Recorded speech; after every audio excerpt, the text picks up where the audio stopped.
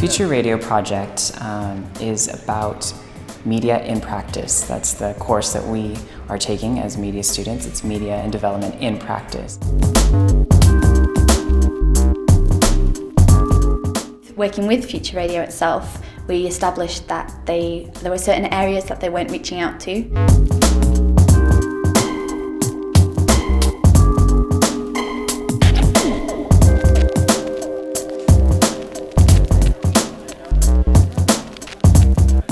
Our aim is to make contact with the community, to go out, to reach people and to tell them about the radio. But also try and get people's voices to be heard on the radio. You know, being part of a radio station means that you might tune in and listen. Also to figure out what they like about Norwich, what they like about community, what they miss, and so something interpersonal.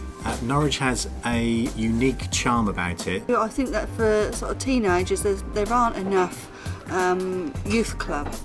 Although it was difficult at first and a little bit nerve-wracking, actually going to the community centre in Mile Cross and sitting down and chatting to some of the mums and some of the older people we interviewed, they just love talking. I talked to some older people who spent their whole life in Norwich and who really experienced how Norwich changed, like from the 50s till now, and that was quite interesting. The thing that stuck out to me, at least visually, were his hands. They were they were just huge. Very evident that he was once a boxer, and he just had a very, very outgoing personality. It was really nice. He showed me a lot of his art and just flipped through just stuff that he's done, and someone who you can tell has lived a very full life. For the same question, you get different answers, which are very interesting. You wouldn't have expected that. So, which is, one person said, "What you like to change about Norwich?" He said, "I want Norwich football team to go for Olympic." To come from a different culture to this culture and be able to somewhat boldly approach people to ask them for their thoughts and opinions. And while they're not very in-depth thoughts and opinions, they are still personal. They were so good, so friendly, and I learned not to get worried, so it has given me a lot of confidence. I enjoy going out to do audience research, getting to know people that are really from Norwich.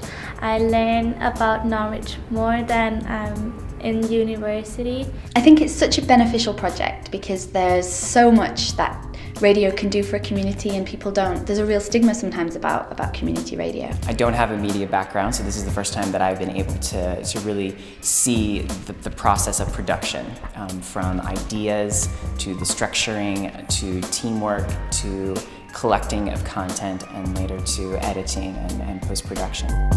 This project was the opportunity to get us known together and share all the things. Rather than essays and exams, it was a concrete project.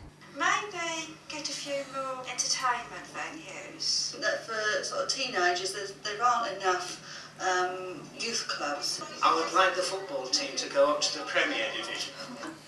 So we're audio websites. Presenting to the station is going to be, this is it, and we'll listen to it and talk you through it. It was great to work with great people with different ideas and to get input from New Media Network and from Future Radio and from Martin, and all these different ideas and experiences come together.